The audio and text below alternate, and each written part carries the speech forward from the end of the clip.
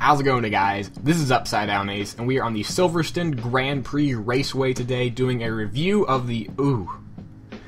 Excuse me.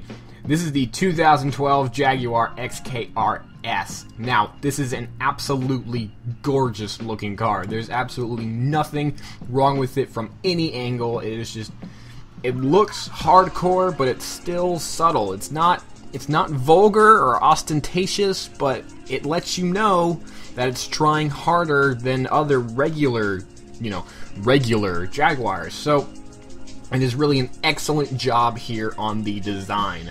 And if I were James Bond, I would walk right past any Aston Martin and go straight for a Jaguar, because they are just such more gentleman cars than the Aston Martin. Now, the Aston Martin is a great car, but it's a little flamboyant. It's saying, hey, I have an Aston Martin, look at me.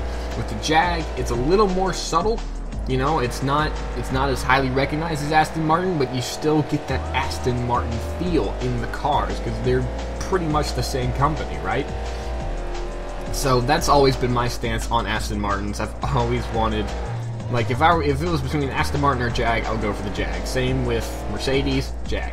It is just, a Jag is, sorry for keep calling it a Jag, but the Jaguar is an absolute perfect package. It is just, it might not be the fastest car, it might not be the best looking car, you know, it might not be the best riding car, but overall, it is just a pure driving performance pleasure. It is just absolutely awesome.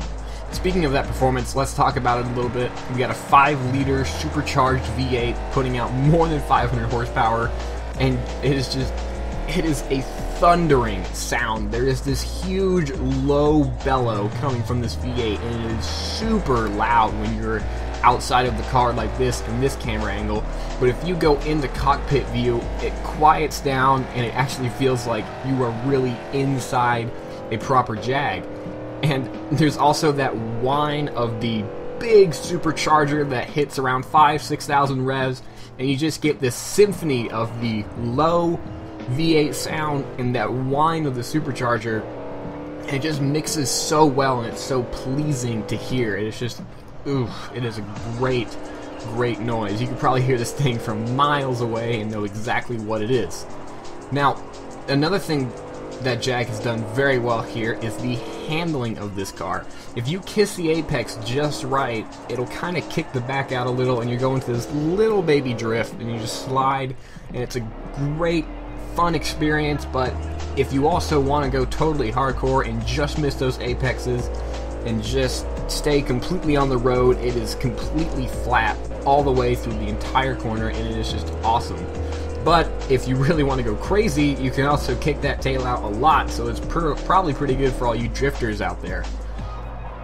Now, this car in the modern age, we know from inside this from old Jags that they were a little behind the times compared to Mercedes and BMW and Audi, you know, when you look at like the S-Type and things like that. And then they brought in the XK and the XJs, and they just completely brought it up to another league. They blew Mercedes and BMW out of the water, and Audi, in terms of styling and just overall appeal of the car. It was just like, if you bought a BMW or Mercedes, you were boring, but if you bought a Jag, you had class, you had taste, you know, you were, I guess, an overall better person somehow. It's just, they were great cars when they were unveiled, and this XKR-S is no exception. It's a harder version of the XK, which is a harder version, the XKR, which is a harder version of the XK, so you know it's really trying hard. We got like carbon fiber all up in this.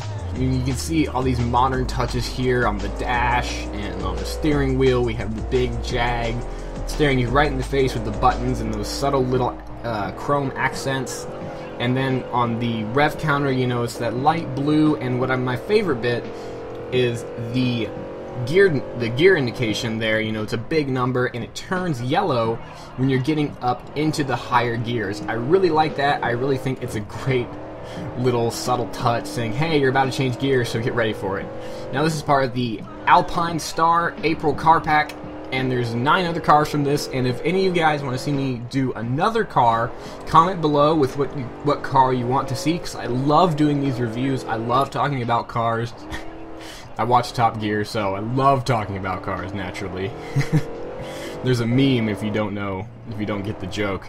So, comment below with what car you think you want to see me review. I'm thinking about doing that new Mercedes SLS GT3 car, or something like that. So, that's the video. I'm going to end it right here. This is an amazing car, and I recommend you at least try driving it, because it is just a complete peach.